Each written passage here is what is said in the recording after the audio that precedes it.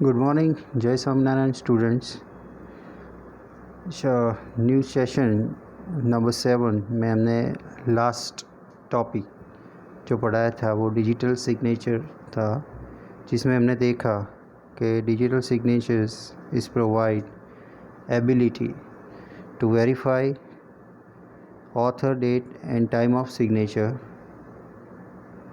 how to authenticate a message contents, and how to be verified by third party to resolve disputes.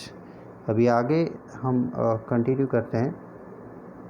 Digital signature properties, कौन सी properties रहती है जो most important है?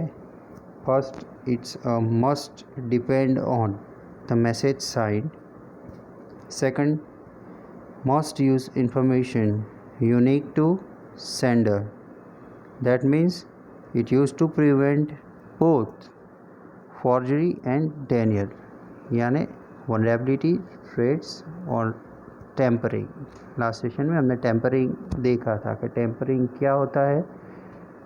जो unauthorized party होती है वो आपके मैसेज कंटेंट को मॉडिफाई करती है, जिसे वो परमिशन नहीं है, जो ऑथेंटिकेट पार्टी नहीं है, वो आपके मैसेज को मॉडिफाई करता है, अल्टर करता है, इसका मिसयूज़ करता है। ठीक है। इसके बाद is must be relatively easy to produce. ये क्या देख रहे हैं हम? Properties of digital signatures. Must be relatively easy to recognise and verify. Be computationally infeasible to forge. Be practical, save digital signature in a storage. ये properties हमें memorise करनी है। डिजिटल सिग्नेचर्स आपको ऑलरेडी डेफिनेशंस, उसके steps सब पता है। अब ये प्रॉपर्टीज़ आपको मेमोराइज करनी है। Basically message authentication protects two parties, sender and receiver, understand, who exchange messages from any third party. However, it does not protect the two parties against each other. Several forms of dispute between these two parties are possible. Last session में हमने Bob and Alice का जो example लिया था, उसमें क्या देखा था कि sender is a Bob and receiver is Alice. Process क्या है? Transmission of data. यूज़ क्या किया हमने? प्राइवेट की एंड पब्लिक की। प्रोसेस क्या हुई? क्रिप्टोग्राफिक एल्गोरिथम हमने यूज़ किया for forward, encryption and decryption. यहाँ पे हम digital signature generation algorithm use करते हैं और वो सेंडर करेगा, यानी Bob. Then a message forward to the receiver. Then once again a receiver use a digital signature verification algorithm. First time हमने जो डिजिटल सिग्नेचर एल्गोरिथम यूज़ किया वो it is use for generation, and now at other side digital signature verification algorithm use करेंगे। इससे क्या होगा? वो check करेगा कि return signature is a valid और नॉट वैलिड। वो ऑथेंटिकेट पार्टी से हमें रिसीव किया है या नहीं किया। This is all about how to work digital signatures by following some properties. जो हमने जो सारी प्रॉपर्टीज़ हम देख रहे हैं वो उसे फॉलो करते हैं या नहीं। एक एग्जांपल आपको मैं दे रहा हूँ कि suppose that a party X send an authenticated message to party B using one of the scheme. First हम क्या कंसीडर करेंगे कि द फॉलोइंग कम्युनिकेशन में कुछ डिस्प्यूट्स अराइज होते हैं या नहीं। पार्टी ए में फॉर्ज अ डिफरेंट मैसेज, वो एक मैसेज जो डिफरेंट मैसेज, फॉर्ड मैसेज यानी टेम्पर हुआ मैसेज वो भेज रहा है किसको, और भेजने के पहले वो claim that it came from party B. Now A would simply have to create a message and append an authentication code using the key that B and A shared। यहाँ पे combinations में जो authenticate code है वो दोनों parties के पास है, ठीक है।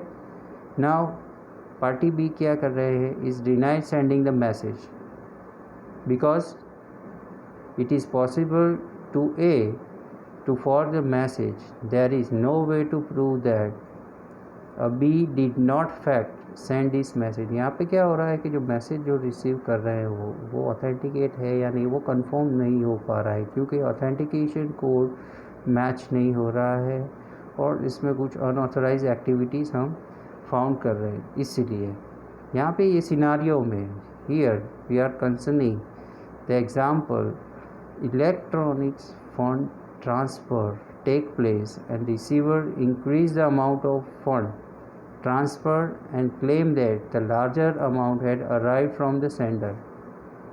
An example of a second scenario is that the electronic mail message contained instruction to stockbroker for transaction that subsequently turn out badly।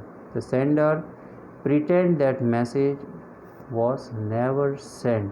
ये दोनों एग्जाम्पल इसके लाइव है और अभी काफ़ी सारे जो इंटरनेट बैंकिंग फ्रॉड्स हो रहे हैं वो इसी टाइप से आप देख रहे हैं, ठीक है।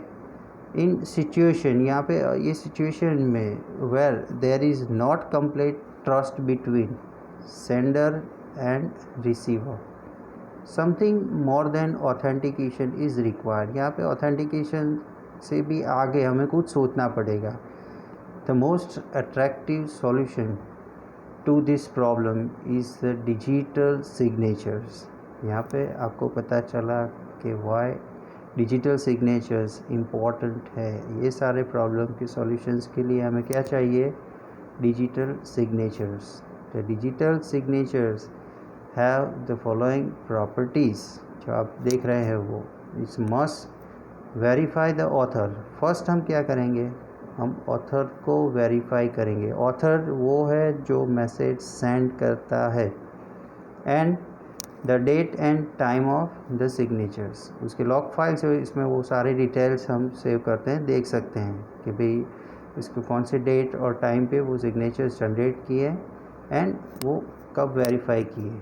Then second, it must authenticate the content at the time of signature। समझे आप, it must authenticate the contents at the time of signature। जो contents आप भेज रहे हो at the time of signatures is must authenticate by parties। It may be verifiable by third parties to resolve a dispute. यहाँ पे third party हम इसलिए use कर रहे हैं क्योंकि it is provide a more security of content and secure communication. जो message transmit हो रहा है उसमें टेम्परिंग की पॉसिबिलिटीज़ है, इसलिए यहाँ पे हम इन digital signatures is one of the important property of digital signature. It must be verifiable by third parties to resolve a dispute, ठीक है। देन डिजिटल सिग्नेचर फंक्शन, इसमें हम ऑथेंटिकेशन फंक्शन भी इंक्लूड करते हैं जो हमें प्रोटेक्ट करता है अटैक्स और फॉर्जरीज। अभी अटैक आपको पता है type of attacks, active and passive, पर यहाँ पे हम बात कर रहे हैं डिजिटल सिग्नेचर्स की। In order of increasing security here a denote user whose signature method is being attacked and the next party it's denote the attacker। Key only attack, here we see a public key is used। आपने last time हमने last unit में देखा था कि known message attack, उसमें क्या होता है, is A given access to set of message at then signatures. वो क्या करता है, वो मैसेज ट्रांसमिशन या मैसेज एक्सेस करने की परमिशन देता है और ऑल्सो सिग्नेचर भी प्रोवाइड करता है। इस अटैक को हम क्या करते थे, नोन मैसेज अटैक। बाद में हमने अभी यहाँ पे is a part of digital signatures is a generic chosen message attack. वो भी एक इम्पॉर्टेंट अटैक है जो आपको समझना पड़ेगा। Here we can see choose a list of message before attempt. अगर अटैक करते हैं, टेम्परिंग करना है हमें, तो यहाँ पे क्या करेंगे, first list of message before attempt वो हमें कलेक्ट करने होते हैं। It's break a signature scheme. जो सिग्नेचर जनरेशन एल्गोरिदम हमने यहाँ पे अप्लाई किया है वो इस अटैक में हमें ब्रेक करना पड़ेगा। तो वो ब्रेक कैसे करेंगे, is a part of hacking, is a part of cyber security. But अभी हम यहाँ पे समझ रहे हैं कि जेनेरिक चूजन मैसेज अटैक क्या है, जिसमें फर्स्ट अटैम्प्ट में वो सारे मैसेज कलेक्ट करके फर्स्ट डिजिटल सिग्नेचर्स एल्गोरिदम के जो स्कीम्स है उसको क्रैक करेगा। बाद में इट्स यूज़ इंडिपेंडेंट पब्लिक की। अभी उसने क्या किया, फर्स्ट सिग्नेचर स्कीम जो एल्गोरिदम है वो जान लिया, ठीक है। मैसेज बिफोर अटैम्प्टिंग उसने मैसेज भी ब्रेक किए, मैसेज एक्सेस कर लिया। नाउ पब्लिक की उसने कलेक्ट कर ली। पब्लिक की है वो तो सभी को ब्रॉडकास्ट होती है, सभी के पास होती है। Then is obtain a valid signature for chosen message. Now next step में वो क्या करेगा इस अटैक में, is obtain from a valid signature for a chosen message. इस अटैक क्या है, this is a generic attack because it does not depends on public key. ये जेनेरिक अटैक है क्योंकि वो पब्लिक की पे डिपेंड्स नहीं है। It's attack is used against anyone. अब जेनेरिक अटैक है, किसी पे भी इजीली आइडेंटिफाई कर सकते हैं और इजीली आप किसी का भी मैसेज क्रैक कर सकते हैं। हमें सिक्योरिटी के साथ साथ कौन से अटैक्स कब कैसे होते हैं वो भी जानना इम्पॉर्टेंट है।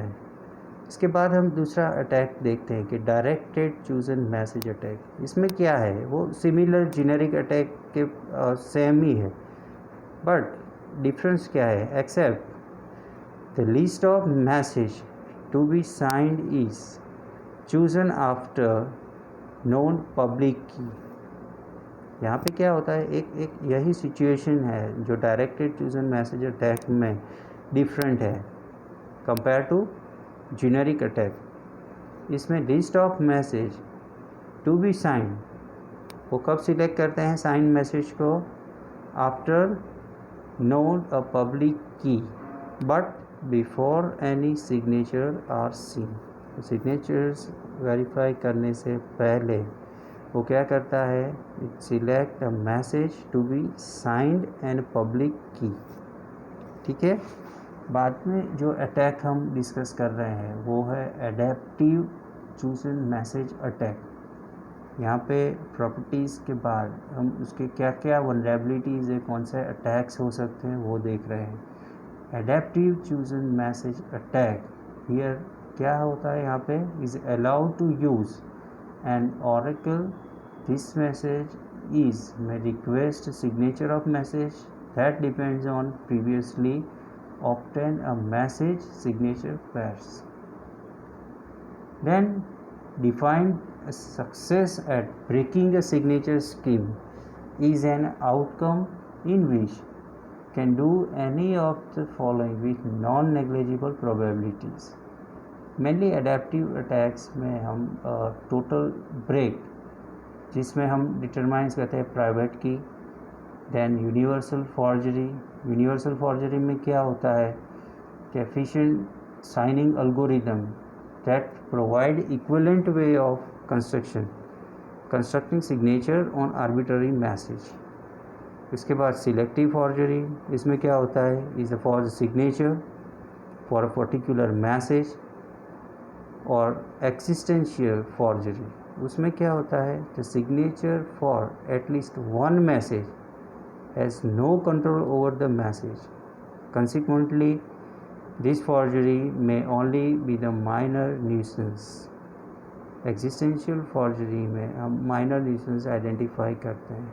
तो टोटली हमने देखा कि अटैक्स क्या है, फॉर्जरी क्या है। फॉर्जरी में हमने 3 देखे कि universal forgery, selective forgery and existential forgery.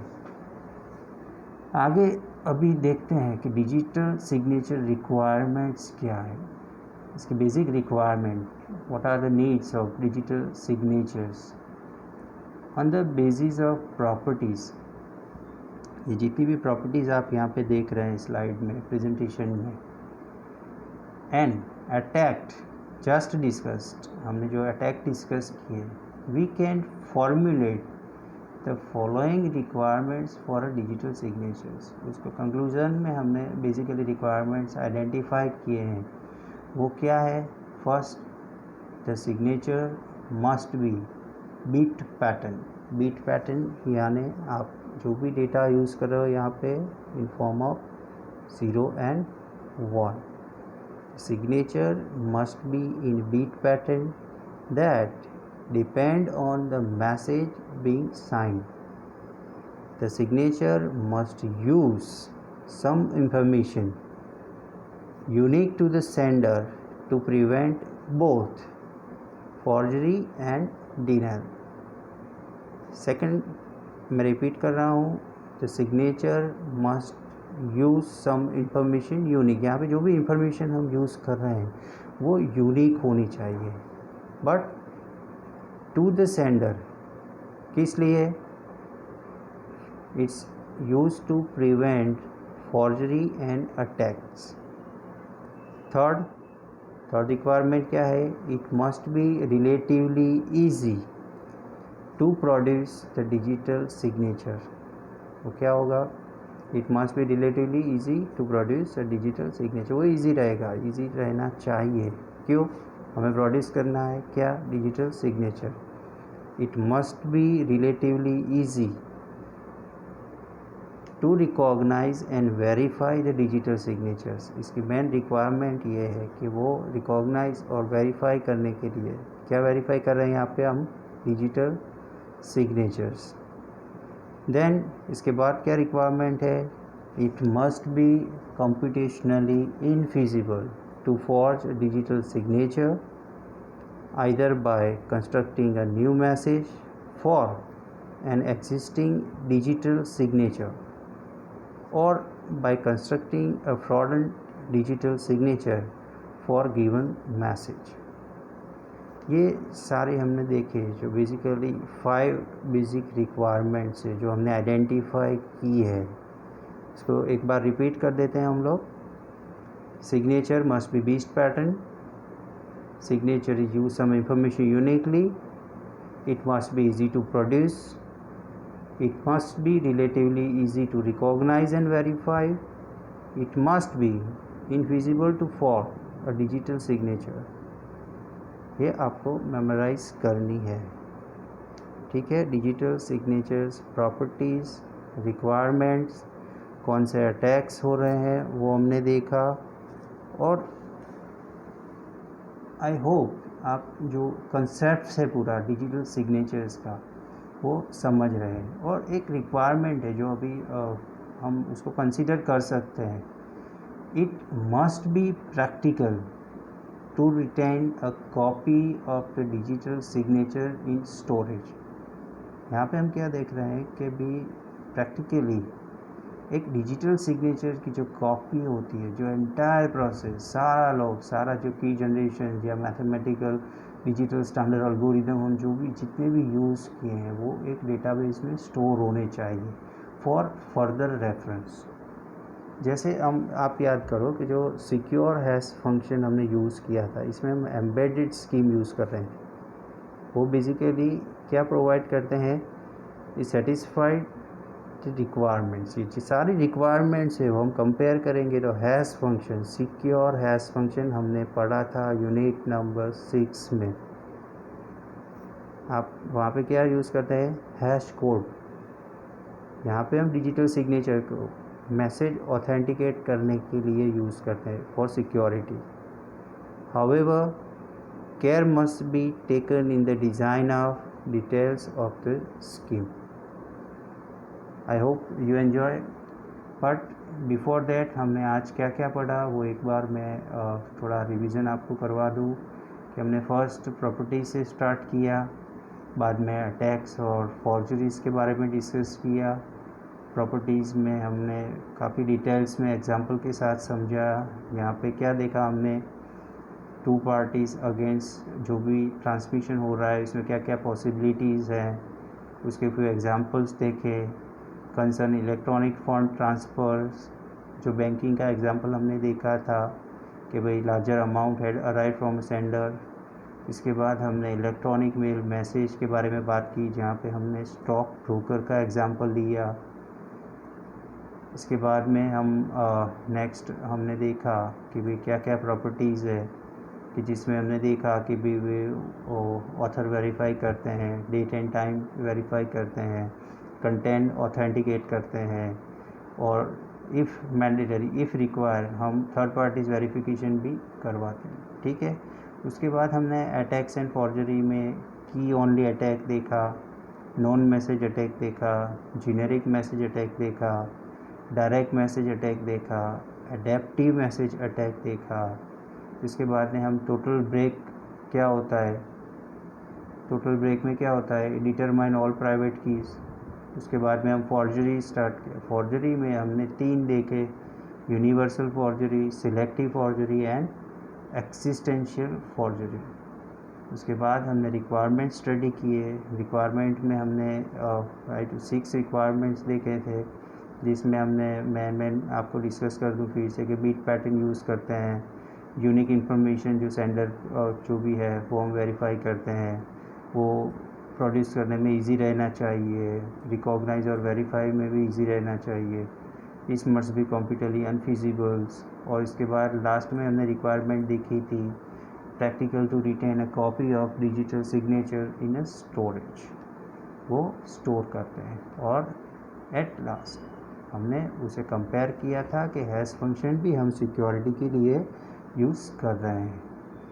Now I hope you enjoy this sessions and हम नेक्स्ट लेक्चर में हम अगले टॉपिक पे थोड़ा मोर प्रैक्टिकल एग्जाम्पल के साथ देखेंगे।